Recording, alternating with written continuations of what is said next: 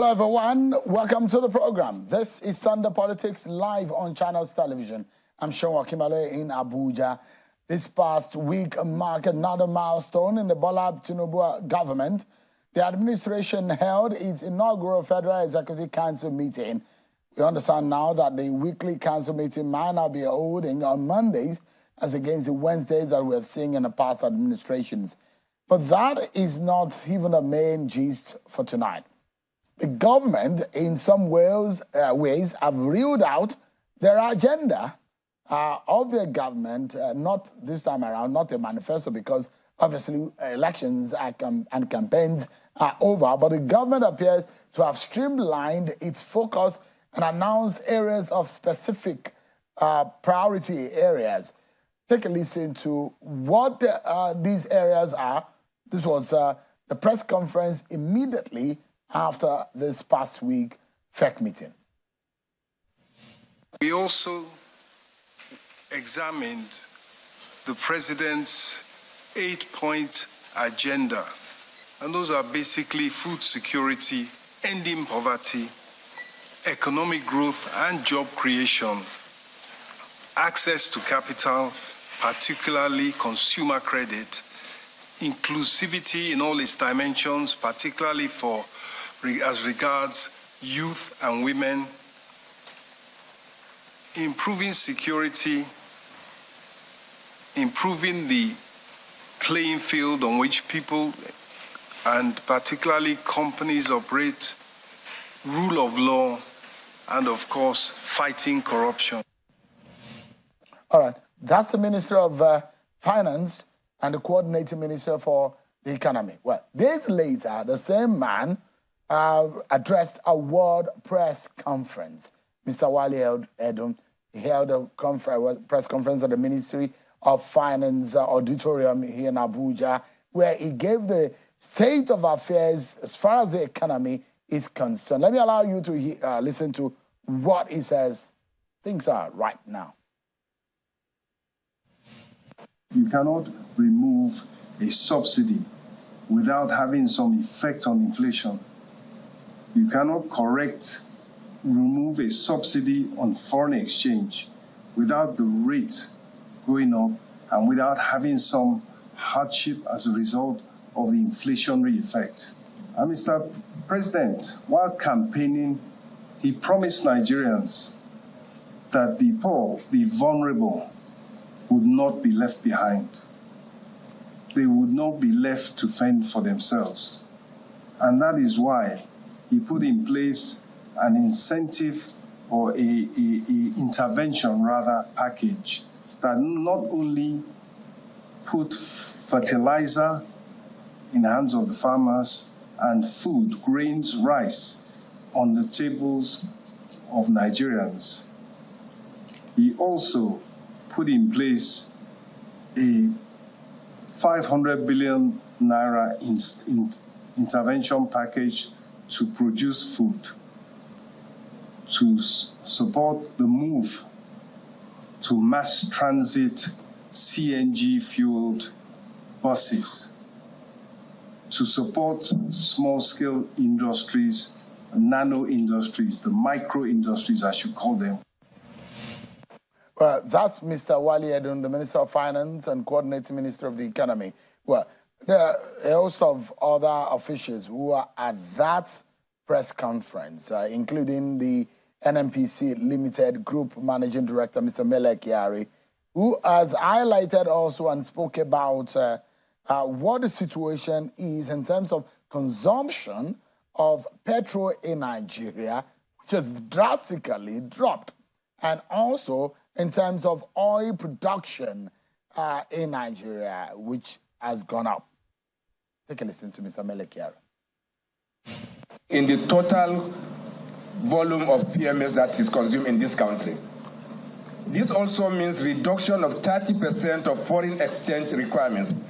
It means that whatever we have that we must put forward to provide PMS, that component of it will be available to show up our FX environment. And secondly, with the growing market and the prices that are good today, we know that, that FX stability is well within sight, and NMPC is already making some FX payments into the necessary transaction accounts, and it's already sharing of our FX. And this is also a good moment to respond to a number of media conversations going on around the Afrexim loan, that it has collapsed, it's no longer going to be possible. It is not a loan, it is a forward sale. And forward sale is the easiest deal. You are simply selling your items for tomorrow, and banks don't have problem funding this. So this is not the type of transaction that will ever collapse when it's fully clear that the volume that you are selling are already on the table and it is known to your partners. Now, as that was going on, the Nigerian Labour Congress, NSC, is showing its grievance in the manner in which the federal government has engaged on the issue of palliatives and how the Bola Tinubu government have handled the buffer and the aftershocks of the fuel subsidy removal regime. The NLC is now planning a two-day warning strike. Now, the press, I don't know whether you have any. Now, so let's get to understand what is going on. Just as the federal government is planning on this, on one hand, the state of affairs of the economy is being assessed by the government, which, I mean, things are not looking very good. The issues of taxation, issues of revenue, expenditure, issues of borrowings have come to the table. But how does the Bola Tinubu government handle all of this? NLC says it will go on strike to warn the government that the government is not doing the right things as far as the citizens of this country is concerned, and the fact that if they go ahead in the manner in which they're going, that they will go for a final showdown. Let's get to analyze some of these issues for you tonight. I have joining me an economist, Mr. Paul Alaje, who joins us live from our Lagos studio. Thank you so much, Mr. Alaje, for joining us tonight on the program. Let's, for the start, let's begin the conversation around the 8 priority areas of the Bola Tinubu government. This is not like a manifesto. This is now a focus on what they want to achieve. Take a look at what they said they want to do. 8 items, Mr. Alaje: food security, ending poverty. I think we need a lot of explanation. Ending poverty. If the poverty rate in this country, according to the NBA statistics, about 133 million Nigerians are in multidimensional poverty. And almost 80 million people are living beyond poverty line in this country. Out of the 200 million people, I hope that statistics is still subsisting based on the NBC findings. But that is all we know. Ending poverty. How are they going to end poverty? Is it going to be in 4 years? Is it going to be in 10 years? Don't forget what the past government said they were going to do. 100 million or 10 million jobs in the space of 10 years. How much have they done? Now, economic growth and job creation, access to capital, inclusivity, bringing youth, women into the fray in terms of governance, improving security. That is a major issue. A lot of people will tell you that there won't be FDI, there won't be a pickup in the economy if security is not guaranteed. Rule of law, that is another thing that a lot of investors will look at. What is the state of the rule of law in your country before they can put their money into the economy? Fighting corruption, another major issue, is actually the very last one. Mr. Alaje, give us an understanding. How do you see, does this make the government of Bola Tinubu any serious if you're looking at it on the face value? Yeah, thank you so very much for having me. I must say that the 8 points priority areas that government have listed are areas of concerns to Nigeria and some of the things that are worrying our population. I will start with poverty. Poverty rate as of January 1st, 2023, those living below poverty line were 89 million people.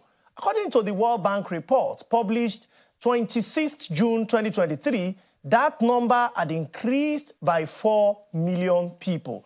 In fact, the same report says if enough palliatives are not provided by President Tinubu's administration, 7.1 million people we join the poverty line.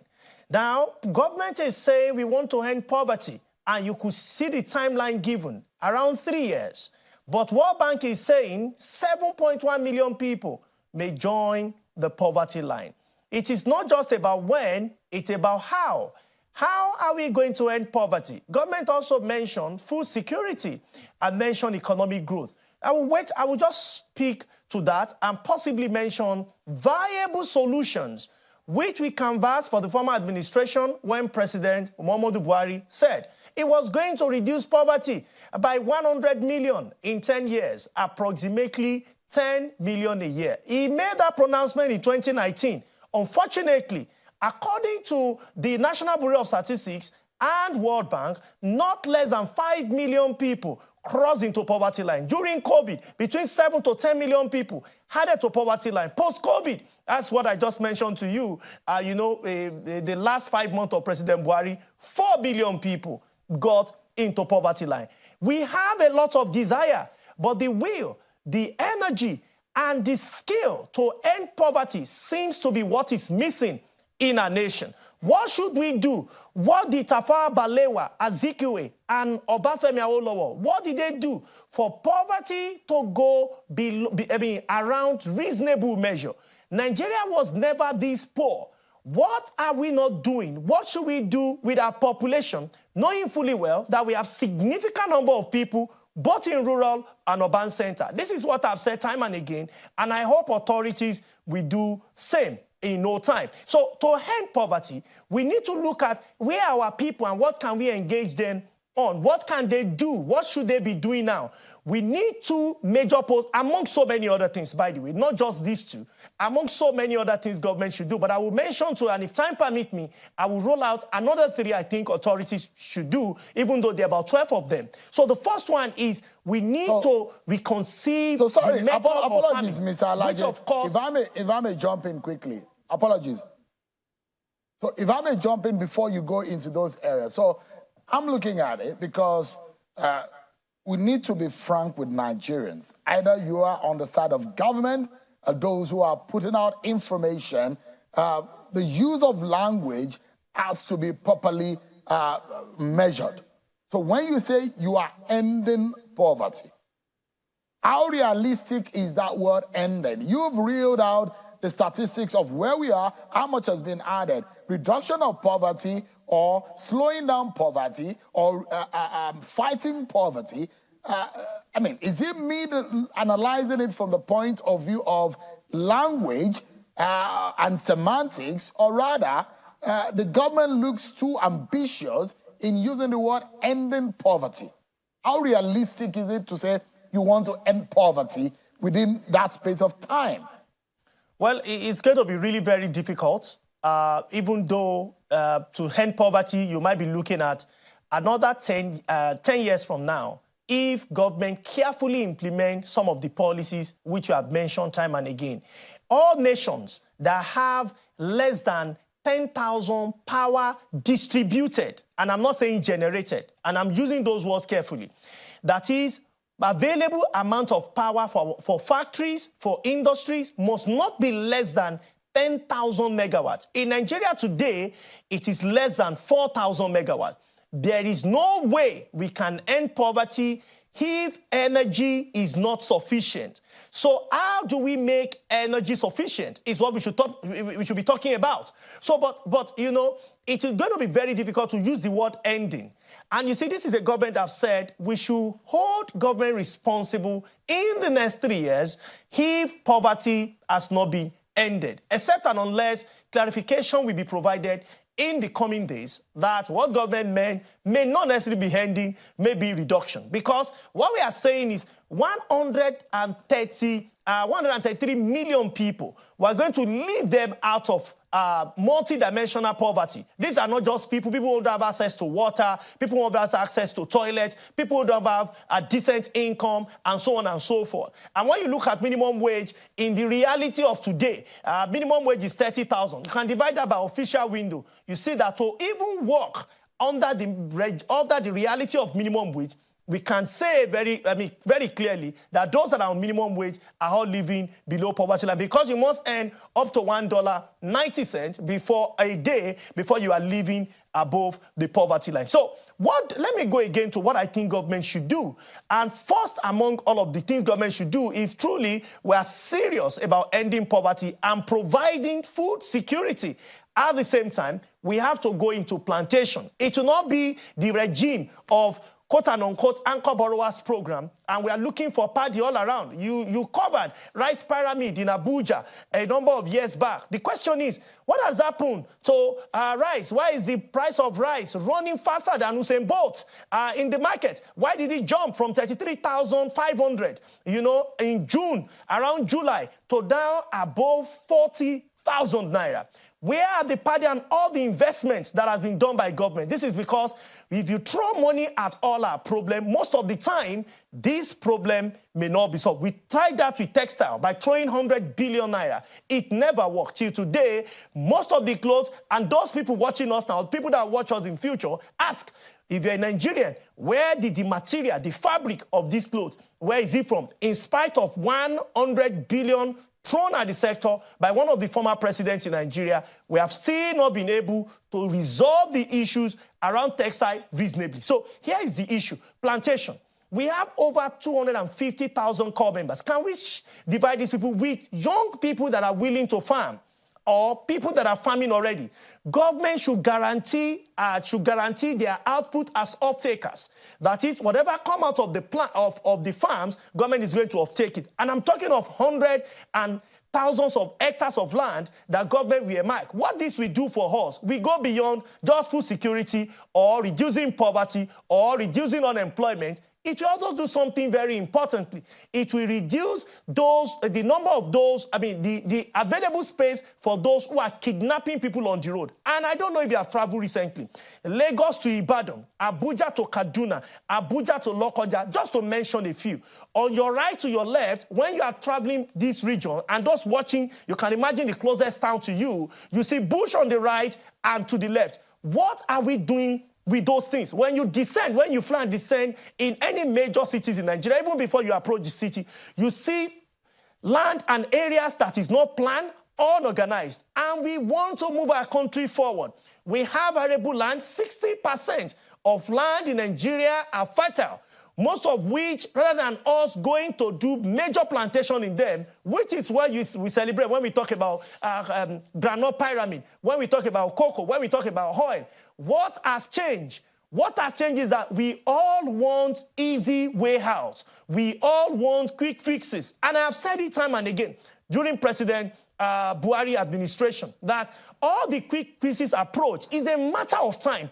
They will all fail one after the other. We have a new government, and I hope that this government would say, because the government wants to end food challenges, which of course is biting hard, not just in Nigeria but around the world, how do we massively roll out plan with certain targets and goals on how we are going to start plantation? And this is so very important. Government should provide ceilings, state government should provide land, federal government should provide security in those areas. That is when we can start talking, is a broad plan. That is when we can start talking about protection, because when you provide enough cassava, you will start seeing people to process some of the output of the things that might have been produced from this farm. Again, how can we now make that's in the short run, which I believe in 3, 4, 5, 6 months. I want to see this plan being rolled out by government and state governors that are really genuine and love their people from their heart. Approach the Minister of Agriculture to say we have land and our people are willing to support. You can set up meeting or group or committee, whatever it may be, whatever nomenclature you want to give to it. Let's compete on the basis of our farm output. Let a state such as Plateau compete with a state such as Osun on the output of one hand cocoa, the other hand, that's Plateau now, potato, and say we will produce more in tonnage than you are doing in your state. Let's see Kebbi producing massive volume of rice and Lagos saying we want to bag the largest number of rice. what you see is mass production, mass output. The challenge we've had in Nigeria, and I've said it in summary presentation I've done, and it's available on pages of newspaper, also on my Twitter handle, that our main challenge is the supply side. We are shying away from supply side. What we are focused on demand side. So you see NPR increase so that inflation will come down. It's still a demand side problem. The question is, how do we produce a mass? And that is what we should be looking at. But there is an agent, which is the second point, of production. When it comes to manufacturing, you cannot do anything until you have addressed the elephant in the room. And what is this big elephant in the room? It is poor or epileptic power supply. President Tinubu must face the real challenge of inadequate power supply by speaking to Mr. Adelabu to increase the number of power supply we have, at least in the next 2 to 3 years, in terms of distribution, to 10,000 megawatts. If those that are held in hostage by the agreement that was signed some years back don't have the capacity, then we can rethink and redo same by bringing those with competence, because what is important to Nigerian factories, so that they don't all shut down, is improved power supply for the entire Nigerians. And we don't know to do it overnight for all of us at the same time. We can start from one state to another. President Tinubu has signed and said power has gone into the hands of private sector. The question is, how much in capital do these organizations have to invest in power so that we can have output, first for our factories, secondarily for our homes, and more importantly, on our areas all around the country. There are many more things to be done. It's going to go beyond just 8-point agenda, but it's a good place to start. And I hope that government will have the will and the energy to do the needful without talking around them. So, I mean, you look at the what press conference that Mr. Wale Edun addressed here in Abuja, and one of the things that came out to me is, it looks to me that the state of our economy in the last 8 years has been written off. It's being some kind of a dead arena in terms of the economic chain. And he made reference, and this is particularly what Mr. Wale Edun has said. He said the last time we experienced stability in our economy was during Jonathan period. And those who criticized the Jonathan period, it was a dark era for our economy. Perhaps we'll have another perspective to look at what happened under the Buhari government. Now, issues of inflation have been rising and jumping, like Usain Bolt, like you described, and even on almost all the indices, if you look at it, Mr. Alaji, you look at the unemployment statistics, you look at the inflation statistics, you look at our foreign portfolio, and a whole lot of the issues and indices of our economy. The Minister of Finance said the state of things is very dire. Now, if that is the situation, from your own point of view, and based on this 8-point agenda, where do you think that this government should pick it up? Well, I must say that the last administration took our economy back behind by 50 years, and that is just being charitable. This is because 33.3% unemployment rate. And let me quickly speak to this. I understand that Bureau of Statistics recently published a rebased unemployment figure. I was on the ground of the presentation of that number. We are talking about something completely different. In economics, what matters is full employment, not what was presented, which was 1 hour a week. We are not in Canada. The per hour income of someone in Canada, or let me use the example of Germany, which I'm very familiar with, about 12 euro. What is the minimum wage? If the person works for 1 day, 8 hours, or he works for 1 week, it's better off than the 30,000 somebody wants to earn in Nigeria. Again, what our minimum wage speak to? It doesn't speak to hour. Our minimum wage speaks to monthly income of 30,000 naira. How should we therefore be copying the method of countries where minimum wage is about 12 euro, per hour? There's a bit smart. So let's speak to what addresses or what we can relate with as an economy and as a developing country. And for those who may be in doubt, they can check countries where the people in uniform have taken over. Check their unemployment rate. That we quickly overnight bring or rebase unemployment rate does not mean that all is well with the people. Now, to say it and address the issue so that we can know the quantum of the challenges we are dealing with and also provide solution to the same so that we can come out of economic quagmire. Our unemployment rate as projected by KPMG is by the end of this expected to be over 40%. And I'm using 20 hours a week, not 1 hour a week. Or the last published figure before the recently rebased number was shared by the Bureau of Statistics in Nigeria, it was 33.3%. That on one hand, we have never had it that bad. And I can tell you, we have never had it that bad. The closest period to where we have such unemployment was when we were having a civil war. Keep that on one hand. Inflation is still very much with us. It has climbed to 24th floor of a cocoa house. By that, I mean 24th floor approaching the 24% approaching 25, because already more than 24 at 24.08%. That's inflation, and I'm using year on year, according to the National Bureau of Statistics. When you look at the GDP, what have we lost by devaluing our currency? What have we lost? It used to be trillions of naira, but with the devaluation, can we still have as much as we had in the GDP? Again, just know this, that not less than 4 trillion naira has been added to our debt profile by borrowing no money. Why? Because all the money we borrowed at an official rate of about 400 or 461 naira to a dollar. The moment flotation happened, we will now be paying back at an official rate of over 700 naira because of devaluation policy. So many challenges left, right, and center. Government is even hoping to increase revenue by 18%, and this is important, Mr. Shehu.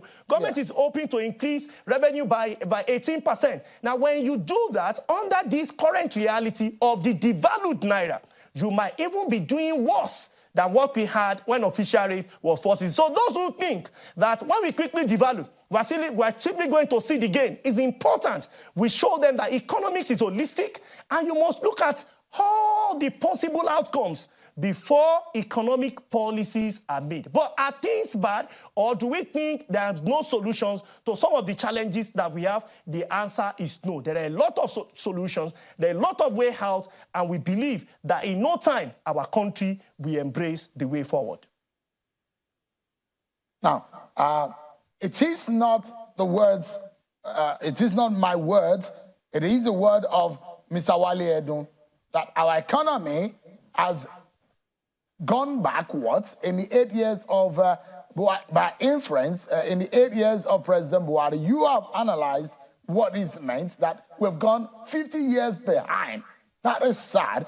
But then you look at what can we do, because, look, this is an APC government. For 8 years, an APC government was in power. There is no excuse. Nigerians are tired of this excuse of, oh, this is the situation.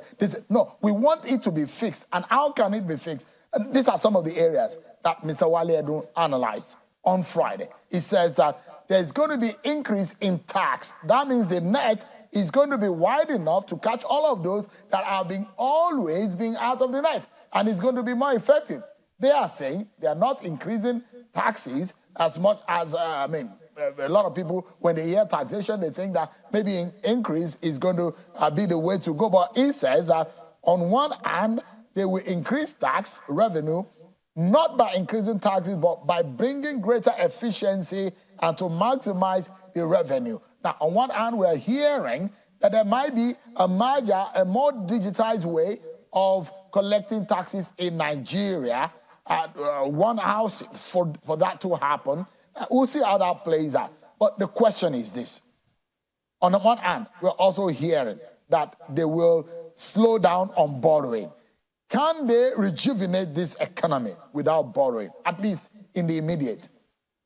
Well, Nigeria loses about 40 trillion naira annually to either insufficient technology for revenue collection, or those who are in charge of this revenue collection, they decide to give their own tax holidays. 40 trillion naira, that's what we lose as a nation. And out of this, federal government should have access to not less than 15 trillion naira revenue This does not include either increasing taxes for a population with 133 million multidimensionally poor. No, we don't need to increase taxes. And I say we don't need to increase taxes. We need to collect revenue that are not traditional method of collecting revenues or just personal income tax, which of course goes to state, or just company income tax. There are revenues that should go to federal government. And the National Bureau of Statistics on the GDP report give indicators as to those sectors that are holding Nigeria bound because of their growth is not reflecting in the revenues that go to government. What we need to do is perhaps to gather in the last 10 years the reports of the Bureau of Statistics and draw a chart and see which sector have been growing, even when Nigerians were under lock and key for the protection of their lives during COVID. These sectors seems to grow. They grew far better and faster. The question is, with the growth that we have seen in all these sectors, why was this growth not really showing in the revenues of government? Partly because of tax break, secondarily because government don't have sufficient technology to do that. Again, in another way of fixing some of government challenges, because why do we want to generate revenue? Is to fix expenses, expenditure. Government could partner with private sector and do a repeat of some of the things we have seen, in a more recent time on some of the areas that government need money, so that private sector could help to invest today while they get their payment back in terms of tax credit and so on and so forth. So it's not only Nigeria that can do this. There are many other countries around the world that have some revenue challenges, and they are solving them using one or more of these strategies. And I hope that in the coming period, we'll see major difference in solving our revenue issues. Let's take a breather. There are a lot of issues on the table. NLC is saying that they will go on a warning strike. Mr. Wale Edun was talking about what they are doing in respect to the disbursement. 2 billion has so far been disbursed to the 36 states each, and 5 billion is the mark to be given to every state. The FCT says they have approached the president that they were not captured initially, and that may happen to the FCT. But the NLC is saying that is not the right way to go. The government is not handling this very well, and they are threatening strike. And you know what happened? To look at the dynamics of that to the Nigerian economy, to the polity and development of the country, especially now that the president says he's traveling to India and is taking with him some businessmen and some cabinet members. We'll be analyzing all of these issues when we return after this break as well. Thank you so much, everyone, for staying with us right here on the program. This is Sunday Politics live on Channels Television. Let's get back to the conversation now, because the state of the economy, the government of the day says things are not looking well. Subsidy removal and the palliative, the aftershocks effect is having on citizens, the purchasing power. The economy is feeling the heat. Prices of commodities have gone up. And so we're looking at how the government of Bola Tinubu is handling this. Going forward, what can be done to ease the pain on the average citizen? Mr. Paul Alaje has been speaking with us. He's the chief economist at SPM Professionals. Of course, we're hoping that one of our other guests on the program will join us somehow virtually before the end of the program. But let's get back to the conversation. There's been some explanations as to how they're handling the subsidy removal and the regime on how to handle the palliatives. On one hand, citizens are not finding things easy. Price of commodities skyrocketed. A lot of things are still shaky. A lot of people are watching on the sideline and watching on how things are going to be handled. For example, FX has been badly hit. And part of what Mr. Wale Edun has said is that the last time we had any kind of stability was during Jonathan time. This was 8 years ago, over 8 years ago. I mean, these are sad tales of what has happened to our country. But then, before I ask you about the grievance of the Nigerian labor in the manner in which the federal government is handling the fuel subsidy removal, the way and manner this government is going with the economy, do you have any kind of trust that they have the capacity to make things better? Well, what I say is so very important. So I would not want to say whether personally I have trust or not. What I would say would be that we have made a policy without first considering the aftermath effects. I think most people in government in Nigeria always undermine the effects of their policies. I had spoken with you and one of your colleagues, Mr. Kayode, before now, especially before President Tinubu was sworn into office, to say that, wait a minute, don't remove subsidy if you will still maintain those 4 dead elephant refineries that we have always promised that we come to mainstream or they will come back to be functional. You know, the first promise was that they were going to be functional in 2016 when President Buhari partially increased the pump price. And he promised again that 2 of those refineries will become functional by the end of 2020, when government even announced that at that time, subsidy had been removed. Another promise came 2021, 2022. Again, we are hearing that one of the refineries will come mainstream. In fact, the former minister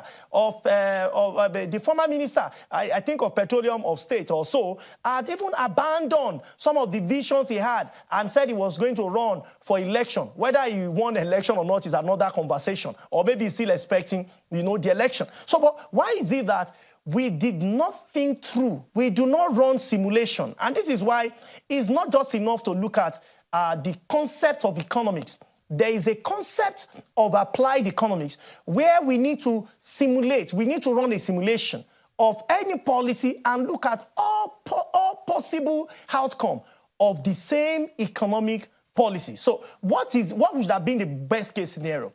Make those refineries function. How? Give them to private sector. Not friends or cronies of government, but people with proven record. And I give you a country or a business in a country that has proven and have shown capacity. Is the organization managing production of petrol in Saudi Arabia. I was expecting that we would have given this to them, and it's not too late, by the way. Invite this organization, and they've also shown interest in having investment in Nigeria. About $16 billion would have gotten to us as an economy. We are going to have output with it. Labor, we have no reason to go to strike because there will be local output, unlike what someone says that we really don't need a refinery in Nigeria. And I asked the person if he's able to clap with one hand. Of course, the answer is no. We certainly need local refinery. One, because if we have a local refineries, the impact on NBS will reduce. About 40% before subsidy was removed was of the depletion of our foreign reserve was what we are importing in PMS. For God's sake, we have crude here. Why don't we make those 4 refineries functional? Every 2 years, most of the time, we have a turnaround maintenance, which has never been productive.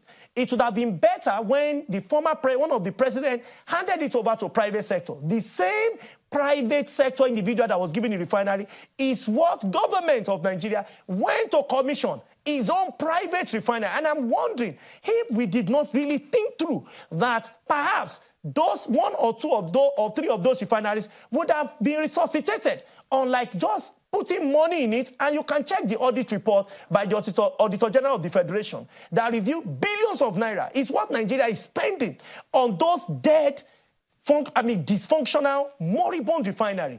We will be out of shackles the day we realize that we don't need to hold on to what is not productive for us as a nation.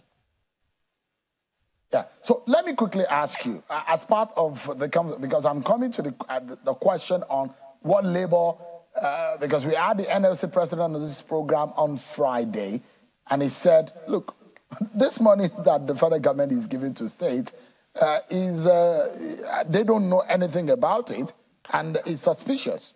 And there are some analysts who have said, giving these monies to these governors, there's a big question mark that those who do not agree with the manner in which this money are going into the hands of these governors. Now, the NNPC GMD on Friday also clarified the $3 billion US dollar oil for cash loan to stabilize the economy. Basically, how the FX has been impacted. And those who said, look, maybe it will help to buffer the shocks that the foreign exchange is already having and what we are seeing in the economy. Does it make sense for you, that deal that the NNPC Limited has secured with the Afri-Exim Bank? Does it make sense for you? Well, NNPC technically is selling the crude oil to, collecting money now and hoping to make it available in the future. You see, it's also it's a model for running business, by the way, but it's also a quick fix approach. I love to be holistic in solving our problems. I've been in Nigeria. I'm not citizen of any other country. I am just a Nigerian. And as a Nigerian and someone who is privileged with knowledge in economics, I am worried. I'm worried because I'm happy that Mr. Wale Edun is seeing some of the things that we have been worried about over the years, especially in the last 8 years, that the economy reversed, by moonwalker to about 50 years back. Here is it. If NNPC is having such transaction with Afri-Exim Bank, is saying, well, we need, FX, and we need a lot of them. $3 billion, we perform a short-run solution, which, of course, with the way Nigeria is demanding for every imported product today, and central bank must be available for the value of Naira not to go down again. If the central bank is not available to make funds available when it is needed, the truth is that the value of Naira will go down again. And when it goes down, you know what it means? You and I are technically going to sweat more for having the same quality of life. Or we deprive ourselves because of policy of the quality of life, then technically we become poorer. So it's a method.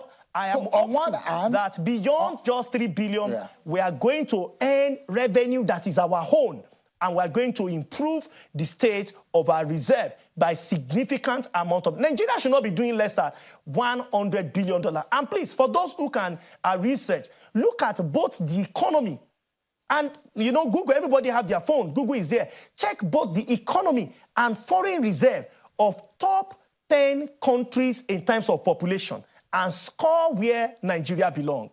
Because we need to be holistic in our thinking.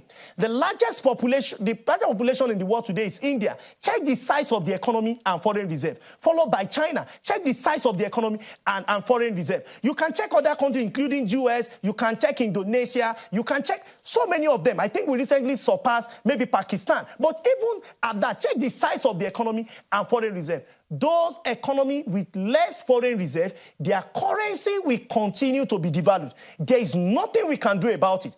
That is why all our production target should be on export, so that Naira can also have Mr. Alaje, because I need to bring in of the world. Yeah, I need to bring in Mr. Adewale into the conversation, but I just need a very quick reaction. On one hand, it's a proprietary of the initiative to go get the $3 billion US is you're going to be giving the oil later on, but you have collected the money as a loan. Either you for oil or whatever, a loan is a loan. And we are hearing that this government has a very short fuse for borrowings, but that we see this happening. They said it's to shock it. But again, the question is that those who say, look, the NNPC is still behaving as though it is owned by government. NNPC is a private entity. Why is it getting into the fray as though it's still in the years when it's been owned solely by the government? Just a quick intervention.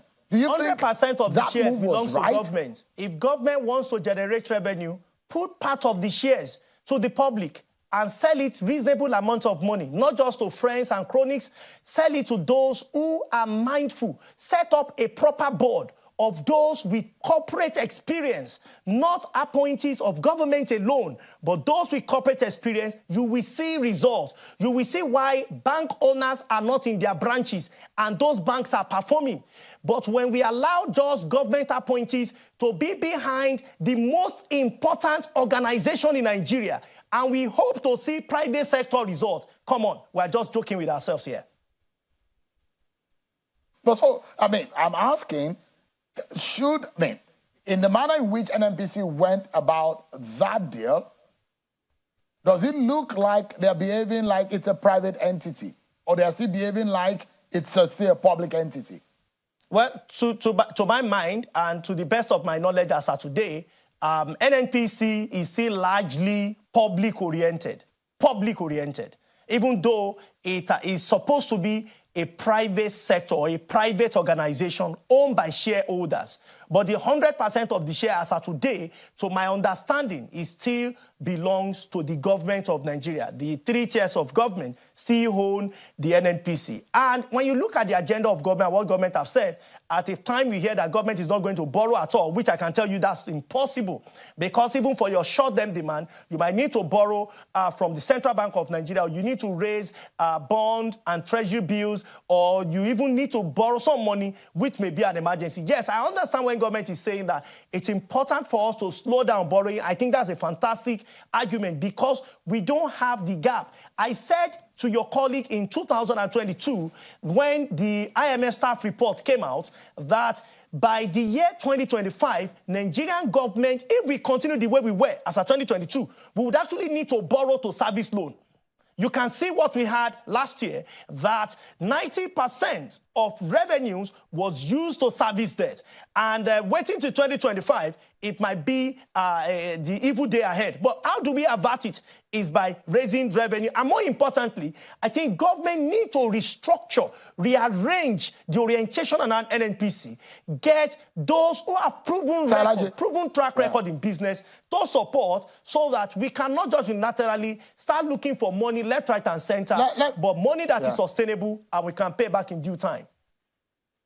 Just give me a moment. Let me bring in Mr. Adewale. Adewale Adebayo was the SDP presidential candidate in the 2023 election. I've been trying to get him in a stable situation, but I understand movement around has not allowed him in a stable network, but maybe we can hear him for a few minutes. And I'd like to get his view. I don't know if Mr. Adewale can hear me. Let me get your view. It's good to hear you. It's unfortunate that we're not able to see your face and hear you as early in the program as well. But yes. I understand that you are in transit. I suspected that you should have landed about an hour earlier. But give me your view on the 8-point agenda or 8-point priority areas of the Bola Tinubu government: food security, ending poverty, economic growth and job creation, access to capital, inclusivity, improving security, rule of law, fighting corruption. For you, how much of sense can you derive from there? Okay, what I can say is that we are past the time of slogans and campaign. We should be talking of policy now. Maybe when you are campaigning, you will say, these are my points, and I have an 8-point agenda. You take it out. You already published Renew Hope. You are now a government. You are no longer a candidate. What we should be seeing are policy contents. Because within these broad outlines, nobody can be against food security, for example. But there are 500 ways to achieve food security. Which one are you adopting? So, any of the items. So I don't want us to turn the government into a seminar. Once you are in government now, what are the policy thrusts that you are implementing? And this is your 8-point agenda compared to the actual policies that you inherited from Buhari, which you are adopting, and the one you are now enunciating by yourself. How consistent are they? So the idea is not during the exam that you bring out the syllabus. You will have used the syllabus to teach, then you go out and ask questions. So these 8 points, they are kind of adumbration or summarization of the renew hope that they had during the campaign. But it doesn't say anything. What are the options? Because, in public policy, especially in macroeconomics, it's about decisions. And every decision you take, you are leaving some other options that you are not taking. So what we are doing now is just basically commenting on something that has no content. So I believe that they are signaling that now that they are forming government, these are the agenda he's giving to his cabinet. So, of course, a better approach would have been, before you appointed people to become ministers, you already had common agenda before you appointed them. And it happens all the time. Even my good friend and late friend, President Yaradua, when he came out with his 7-point agenda, I privately gave the same criticism, that why are you having a 7-point agenda when you're already in? You ought to have an agenda before you come in. You just come in and start implementing. This is particularly tagged priority areas. And I imagine that they have other areas that may be important, but these are areas they think will help them achieve their goal as a government specifically. But from your own point of view, does it make sense? Does it capture the need and the problems and the challenges of this country at the moment? We are on the war front already. If you are a pilot, you already mid-air. That's not the time to draw your flight plan. You draw your flight plan when you are on the ground, not when you are in the air. So now you are bringing these points out. They are harmless on their own. They are placebos. You are wishing yourself well. But what of the how? I'm interested in the how. Before I can interrogate it, if someone says food security is my agenda or top priority, how can I say it shouldn't be? We already know it should be that of any reasonable person. But you're not giving us information we don't have already. That food security is important in a food insecure environment. But what we're asking you is a simple question. How do you want to do it? And how is it consistent with other things you are doing now? So, for example, is it in the quest for food security that you remove fuel subsidy? Is it in the quest for food security that you did harmonization that refuses to harmonize, where you still have arbitrage of close to 20% now between the official rate and the autonomous rate? So if the two policies you have brought out are not working yet, and these are central to what you want to do overall. So it is, I want us to know that we wish the government well. We want them to succeed. But these questions are germane. So the government is not an academia. It's actually a place where you take decisions. Mr. Adewale Adebayo, I wish that we had you to speak to us and I can put a face to the voice, but unfortunately, we cannot tonight. But hopefully, as soon as you are able to do that, we'll be able to get you to speak on some of these issues. I must thank you so much for your time. And also, Mr. Paul Alaji has been giving us perspectives on the state of the economy and what the Bola Tinubu government has been doing. Thank you so much indeed, gentlemen, for your time tonight. But that's how far we can go. Thank you so much, everyone, for watching tonight. I'll see you tomorrow, God willing, at 7 p.m. I'm Sean Akimale. God bless Nigeria.